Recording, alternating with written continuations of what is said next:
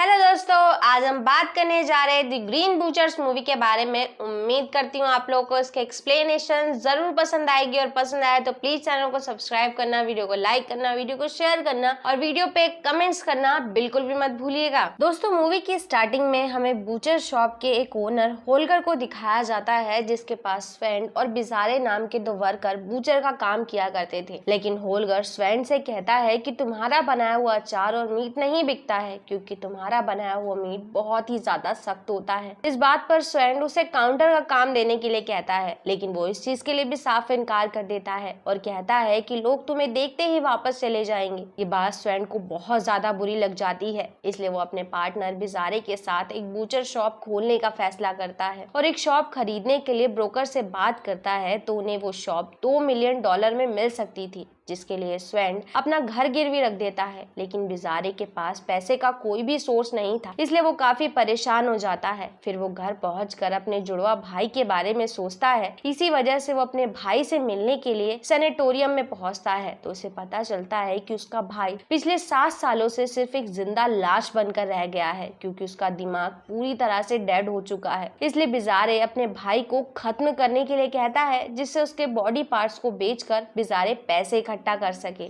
जिस चीज के लिए सैनिटोरियम वाले तैयार हो जाते हैं। फिर स्वेन और बिजारे मिलकर बूचर शॉप को खरीद लेते हैं, साथ ही शॉप की ओपनिंग की तैयारी भी कर लेते हैं। फिर बिजारे अपने मॉम डैड की कब्र पर पहुंचता है, तो वहां पर उसकी मुलाकात एस्ट्रिड से होती है, जो कब्र के आसपास की सफाई का काम किया करती थी। इस दौरान बिजारे एस्ट्रिड को शॉप की ओपनिंग में आने के लिए इनवाइट करता है, लेकिन वो उसे इस चीज के लिए मना कर देती है। इधर शॉप की ओपनिंग वाले दिन एक भी कस्टमर नहीं आता, जिस बात से स्वेन काफी गुस्सा हो जाता है और इसी गुस्से में वो अपनी गर्लफ्रेंड टीना को भी वहां से भगा देता है। फिर एक दिन वो लोग मीट स्टोर में लाइट लगवाने के लिए इलेक्ट्रीशियन को बुलवाते हैं। तो उसी समय स्वेन एक नए तरीके का मैरिनेट यानी नए मसालों की रेसिपी बनाता है, जिसे मीट के साथ खाया जाता है। लेकिन जब वो रेसिपी बिजारे को टेस्ट करने के लिए कहता है, तो वो इस चीज के लिए मना कर देता है। फिर रात में बिजारे के जाने के बाद स्वेन को ना पता होने की वजह से वो मीट स्टोर में इलेक्ट्रीशियन को बंद करके चला जाता है। अगले दिन हम टीना को देखते हैं, जो स्वेन से बहुत ज्यादा गुस्सा होती है और उससे ब्रेकअप करने के लिए कहती है। हालांकि स्वेन उसे समझाने की पूरी कोशिश करता है, लेकिन टीना कोई भी बात सुनने को तैयार नहीं थी। इसलिए स्वेन गुस्से में शॉप के अंदर पहुंचता है, तो उसे मीट स्टोर में इलेक्ट्रीशियन पूरी तरह से जमा हुआ मिलता है। तभी उसकी शॉप पर होलगर पहुंच जाता है, जो उसकी शॉप का मजाक उड़ाते हुए कहता है कि मैं तुम्हारे कस्टमर्स की लाइन को पार करते हुए यहाँ तक पहुंचा हूँ। जबकि हम देख सकते थे कि स्वेन की दुकान पर एक भी कस्टमर मौजूद नहीं था। हालांकि स्वेन होलगर से कहता है कि बिजारे के आने तक अभी शॉप बंद ही रहेगी, जिस पर होलगर उसे बताता है कि हमारे घर में नाइट डिनर है, जिसमें बोर्ड ऑफ डायरेक्टर के लोग आ रहे हैं। अगर तुम इस डिनर को मैनेज कर लो और कोई ऐसा मीट दो जिसे खाकर वो सभी खुश हो जाए, तो मैं समझ जाऊंगा कि तुम अपनी जिंदगी में कुछ कर सकते हो। वहीं दूसरी तरफ बिजारे को फोन आता है, जिसे सुनते ही वो शॉप पर पहुंचता है। तो स्वेन उसे इलेक्ट्रीशियन की डेड बॉडी दिखाता है, जिसे देखकर बिजारे काफी हैरान होता है, क्योंकि इस डेड बॉडी का एक पैर गायब था। इसलिए वो इस बारे में स्वेन से पूछता है, तो वो कहता है कि मैंने ऐसा कुछ करना नहीं चाहा था, लेकिन मुझे करना पड़ा, क्योंकि यहाँ पर होलगर आया था जो मुझे प्रवोक कर रहा था और मुझे कोई बहुत ही अच्छा मीट देने के लिए कह रहा था। इसलिए मैंने इलेक्ट्रीशियन का पैर काट कर उसमें मैरिनेट मिलाकर होलगर को दे दिया।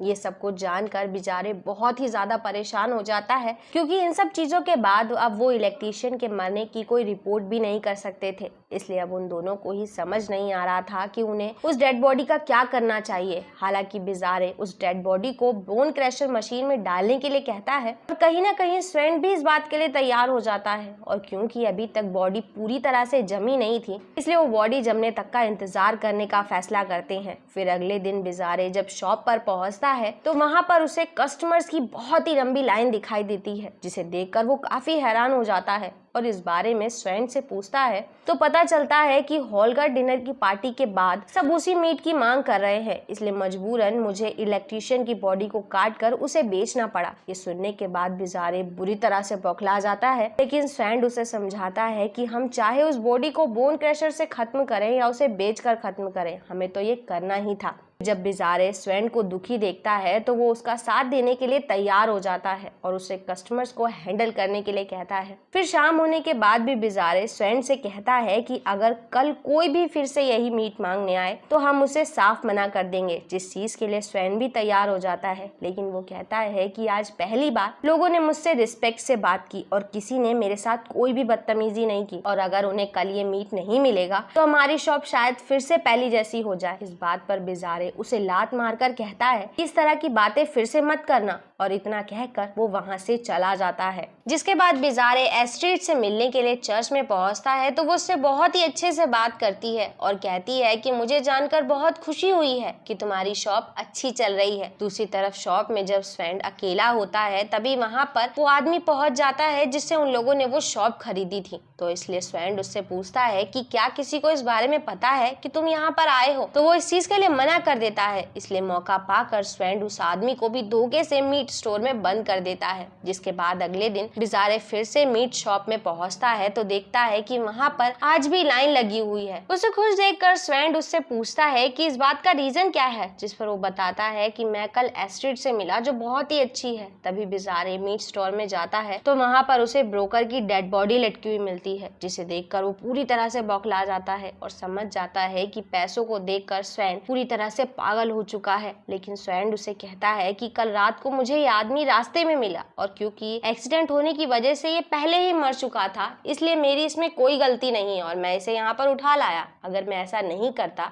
तो हमारी शॉप में फिर से कस्टमर्स का आना बंद हो जाता। साथ ही स्वैन बिचारे को ये भी समझाने की कोशिश करता है कि अपनी शॉप चलने की वजह से ही एस्ट्रिड ने तुमसे इतने प्यार से बात की, क्योंकि ये दुनिया इसी तरह से काम करती है। जिसके बाद हम देखते हैं कि शॉप के चलने की वजह से लोकल टीवी चैनल्स के लोग भी स्वैन का इंटरव्यू लेते हैं, जिस वजह से वो फेमस हो जाता है। दूसरी तरफ हमें पता चलता है कि जब बिजारे के भाई एगिल को ऑपरेशन के लिए ले जाया जाता है तभी उसकी पल्स बिल्कुल ठीक हो जाती है और उसे होश आ जाता है। ये देखकर डॉक्टर भी हैरान हो जाते हैं। फिर अगले दिन जब स्वैन बूचर शॉप में आता है तो अपने साथ एक डेड बॉडी भी ले आया होता है, और इससे पहले कि बिजारे और स्वैन इस बारे में कुछ बात कर पाते, बिजारे की नजर शॉप के बाहर मौजूद अपने भाई एगिल पर पड़ती है जो उसे ढूंढ रहा होता है। ये देखकर बिजारे छुप जाता है और स्वैन से एगिल को वहां से भगाने के लिए कहता है, जिससे वो ऐसा ही करता है और एगिल को वहां से भगा देता है। फिर बिजारे इस बारे में बात करने के लिए सैनिटोरियम पहुंचता है तो वहां पर मौजूद नर्स उसे बताती है कि एक बहुत ही बड़ा चमत्कार है। तो इस पर बिजारे कहता है कि मैंने इसके ऑर्गन्स के पैसे ले लिए थे, इसलिए तुम लोग इसे यहीं पर बांध कर रखो क्योंकि मैं उसे अपने पास नहीं रखूंगा। जिस पर वो नर्स कहती है कि उस एक्सीडेंट में जो कुछ भी हुआ उसके लिए तुम्हें अपने भाई को माफ करना होगा। लेकिन बिजारे के इस बात के लिए इनकार करने पर वो नर्स सब कुछ स्वैन को बताने की धमकी देती है, जिस पर बिजारे कहता है कि ठीक है, तुम मुझसे जाकर शॉप पर मिल सकती हो। फिर अगले दिन हम देखते हैं कि नर्स भी मारी जा चुकी है। हालांकि इस दौरान फिर से एगिल शॉप में घुसने की कोशिश करता है लेकिन स्वैन उसे वहां से भगा देता है। फिर जब वो बाहर जा रहा होता है तो उसे शॉप के पीछे डस्टबिन में चिकन फेंकते हुए अपना भाई बिजारे दिखाई देता है, इसलिए वो उससे बात करने के लिए उसे आवाज लगाता है लेकिन बिजारे उसे पूरी तरह से इग्नोर कर देता है। जिसके बाद एगिल डस्टबिन चेक करता है तो मरे हुए जानवर को देखकर वो बहुत ज्यादा दुखी होता है क्योंकि वो जानवरों से बहुत प्यार करता था।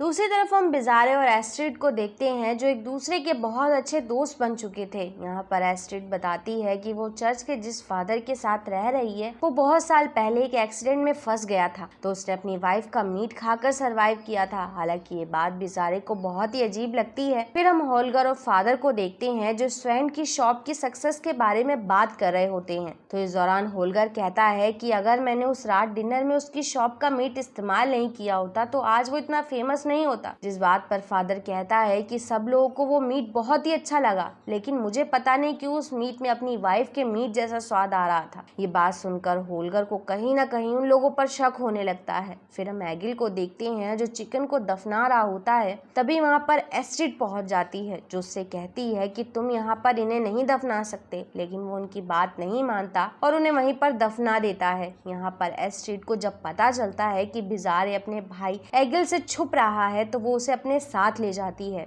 इसी वजह से जब बिजारे एस्ट्रिड से मिलने के लिए उसके पास पहुंचता है तो अपने भाई को वहां देखकर वो गुस्से में जाने लगता है। हालांकि एस्ट्रिड और एगिल दोनों ही उसे रोकने की पूरी कोशिश करते हैं, लेकिन वो अपने भाई को लात मारकर वहां से निकल जाता है। नेक्स्ट सीन में स्वैन शॉप बंद करके जा रहा होता है तो उसके पास उसकी गर्लफ्रेंड टीना पहुंचती है, जो उससे माफी भी मांगती है। लेकिन जब उसे पता चलता है कि स्वैन बॉलिंग गेम खेलने जा रहा है तो वो उसका मजाक उड़ाती है और कहती है कि तुम ये कभी नहीं खेल सकते, जिस चीज से वो बहुत ज्यादा गुस्सा हो जाता है। वहीं होलगर टीवी में लोगों के गायब होने की न्यूज देखता है तो उसे समझ आता है कि सिर्फ वही लोग गायब हो रहे हैं जो उसकी शॉप के कस्टमर थे। इसलिए वो मीट सप्लाई करने वाली शॉप में कॉल करके स्वैन की शॉप की मीट सप्लाई के बारे में पूछता है। दूसरी तरफ हमें झलक दिखाई जाती है कि स्वैन ने टीना को भी मार दिया है। हालांकि वो ये बात बिजारे को बताने की पूरी कोशिश करता है, लेकिन परेशान होने की वजह से बिजारे उसकी कोई भी बात नहीं सुनता। नेक्स्ट सीन में होलगर एस्ट्रिड को बताता है कि बिजारे और उसका दोस्त जानवरों का नहीं बल्कि इंसानों का मांस बेच रहे हैं, क्योंकि उन्होंने अब तक सिर्फ 8 चिकन ही खरीदे हैं, जबकि डेली वो बहुत सारा मीट अपनी शॉप में बेचते हैं। लेकिन एस्ट्रिड को इन सब बातों पर बिल्कुल भी विश्वास नहीं होता, इसलिए होलगर उसे बिजारे की स्टोरी बताता है कि उन लोगों के घर से दूर एक जू में जिराफ पैदा हुआ था, और क्योंकि एगिल जानवरों से बहुत प्यार करता था इसलिए वो जिराफ देखने के लिए अपनी फैमिली को गाड़ी से लेकर जा रहा था। लेकिन वो जल्दी से जल्दी जू पहुंचने के लिए बहुत ही तेज ड्राइव कर रहा होता है, तभी उसकी गाड़ी के सामने एक हिरन आ जाता है, जिससे हिरन को बचाने की कोशिश में उनकी गाड़ी का एक्सीडेंट हो जाता है। और इस एक्सीडेंट में बिजारे की वाइफ के साथ साथ उसके पेरेंट्स भी मारे जाते हैं। यही वजह है कि बिजारे अपने भाई से आज भी इतनी नफरत करता है, जिसके बाद फादर के साथ साथ होलगर भी एस्ट्रिड को बिजारे से दूर रहने के लिए कहते हैं।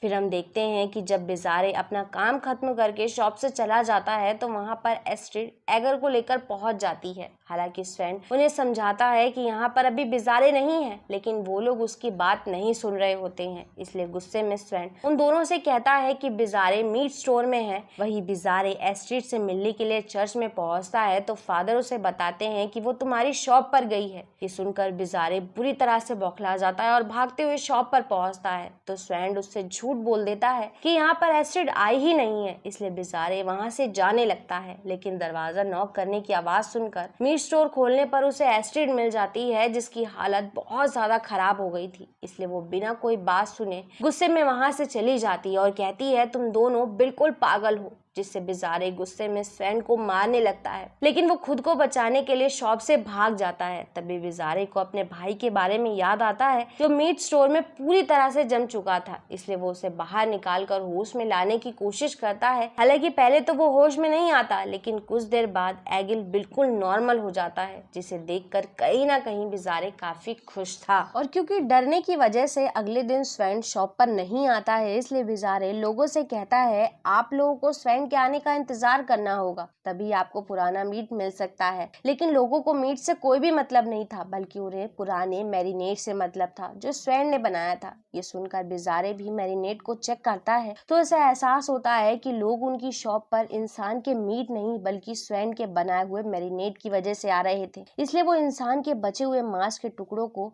बोन क्रशर में डालकर खत्म कर देता है। उसी समय शॉप पर होलगर FDA डिपार्टमेंट के साथ छापा मार देता है। तभी वहां पर स्वैन भी पहुंच जाता है, जो FDA के लोगों को देखकर बहुत ज्यादा घबरा जाता है और इन्हें सब कुछ बताने लगता है कि अभी जो कुछ भी हुआ है उसका गुनाहगार मैं हूँ, मेरे दोस्त ने कुछ भी नहीं किया है। हालांकि बिजारे उसे रोकने की कोशिश करता है, लेकिन जब वो नहीं रुकता तो वो उसे जबरदस्ती अपने साथ बाहर ले जाता है। तभी FDA की टीम अपने हेड को बताती है कि यहाँ पर सब कुछ बिल्कुल ठीक है, जिसे सुनकर होलगर बहुत ज्यादा हैरान होता है। दूसरी तरफ जब स्वैन बिजारे से कहता है कि अब सब कुछ खत्म हो चुका है तो वो उसे बताता है कि मुझे ऐसा बिल्कुल भी नहीं लगता, क्योंकि लोग वहाँ पर इंसानों के मीट की वजह से नहीं बल्कि तुम्हारे बनाए हुए मैरिनेट की वजह से आ रहे हैं, जो कि बहुत ही टेस्टी है। ये सुनकर स्वैन खुश हो जाता है। इसके बाद हम देखते हैं कि बिजारे एगिल को भी अपने साथ ही रख लेता है। ये सब कुछ देखकर एस्ट्रिड भी उसे माफ कर देती है और इसी के साथ ये मूवी यहाँ खत्म हो जाती है। दोस्तों उम्मीद करती हूँ आप लोग को इसके एक्सप्लेनेशन जरूर पसंद आई होगी, और पसंद आई हो तो प्लीज चैनल को सब्सक्राइब करना, वीडियो को लाइक करना, वीडियो को शेयर करना और वीडियो पे कमेंट्स करना बिल्कुल भी मत भूलिएगा। And thanks for coming and watching.